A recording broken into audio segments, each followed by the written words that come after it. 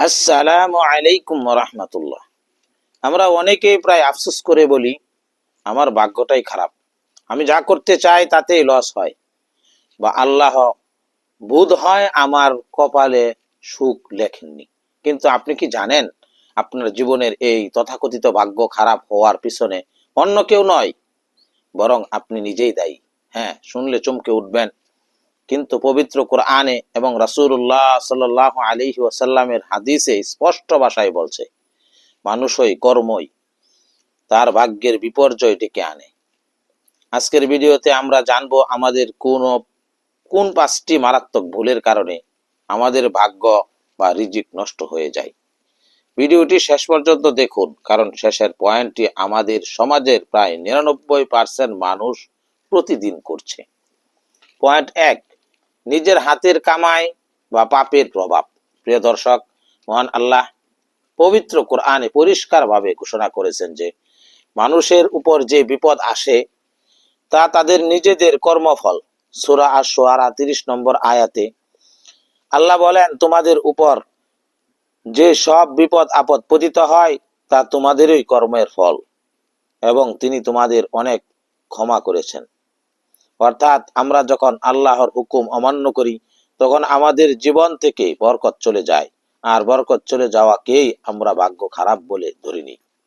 Point 2, গুনাহের কারণে রিজিক ও ভাগ্য সংকীর্ণ হয়।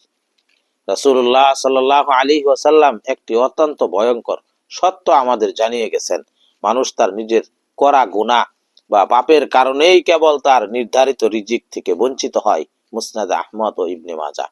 অর্থাৎ আমরা হয়তো ভাবি, একটা ছোট মিথ্যা বললে বা একটু ধোঁকা দিলে কি বা হবে, কিন্তু অবচেতন মনে করা এই গুণাগুলোই আমাদের ক্যারিয়ার, ব্যবসা বা চাকরিতে বাধা হয়ে দাঁড়ায়। ভাগ্য তখন আমাদের অনুকূলে থাকে না। পয়েন্ট 3, অকৃতজ্ঞতা। আমাদের ভাগ্য খারাপ হওয়ার আরেকটি বড় কারণ হলো অকৃতজ্ঞতা। আমাদের যা আছে তা নিয়ে আমরা সন্তুষ্ট নই, সব সময় শুধু আফসোস করি। অথচ আল্লাহ তাআলা সূরা ইব্রাহিমের 7 নম্বর আয়াতে স্পষ্ট বলেছেন, যদি তোমরা কৃতজ্ঞতা স্বীকার করো তবে আমি অবশ্যই তোমাদের নিয়ামত বাড়িয়ে দেব, আর যদি অকৃতজ্ঞ হও তবে মনে রেখো আমার শাস্তি অবশ্যই অত্যন্ত কঠোর। পয়েন্ট 4, অলসতা ও আল্লাহর উপর মিথ্যা ভরসা।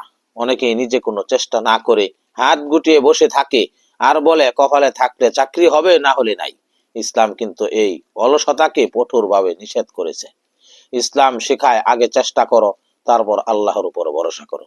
হাদিসে এসেছে, এক ব্যক্তি তার উট না বেঁধে বলেছিল, আমি আল্লাহর উপর ভরসা করলাম। রাসূলুল্লাহ সাল্লাল্লাহু আলাইহি ওয়াসাল্লাম তাকে বললেন, আগে উটটি বাঁধো, তারপর আল্লাহর উপর ভরসা করো। তিরমিজি। আপনি যদি ঘরে বসে অলসতা করেন তবে ভাগ্য খারাপ হওয়াটাই স্বাভাবিক।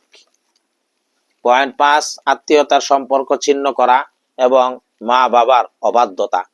এটি সেই মারাত্মক ভুল যা আমাদের সমাজের ঘরে ঘরে হচ্ছে।